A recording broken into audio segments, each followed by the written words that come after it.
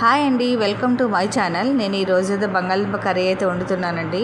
అయితే ముందుగా మనకు బంగాళదుంప ఉడికింది లేదు చెక్ చేసుకోవాలండి. ముందు స్పూన్తో మనం చెక్ చేసుకొని తొక్కలైతే ఊడొచ్చేటట్టు అయితే ఉన్నాయి కదండి. ఇంక దించేసుకొని మనం ముందుగా ఉల్లిపాయలు, టమాటాలు, పచ్చిమిరపకాయలు ఇవి బాగా ఎర్రగా వేయించుకుందామండి. వేయించుకున్న తర్వాత కొంచెం అల్లం పేస్ట్ కూడా వేసుకొని అది వేగిన తర్వాత ముందుగా మనం బంగాళదుంపలు అయితే సన్న ముక్కల కింద కట్ చేసుకున్నానండి.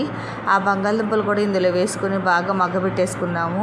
ఇలా మగ్గబెట్టుకుని ఒక 5 నిమిషాలండి బాగా దాని నీరు కూడా వచ్చేసేదాకా బాగా మగ్గబెట్టుకుందామండి. మగ్గబెట్టుకున్న తర్వాత కొంచెం ఉప్పు, కారం, పసుపు ఇవి కూడా వేసుకొని కొంచెం పెరుగు కూడా వేసుకుందామండి.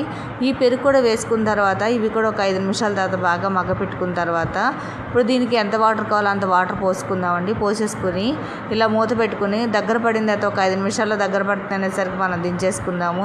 ఈ ప్రాసెస్లో మీరు కూడా ఈ కర్రీ చేయండి. టేస్ట్ అయితే చాలా చాలా బాగుంటుందండి.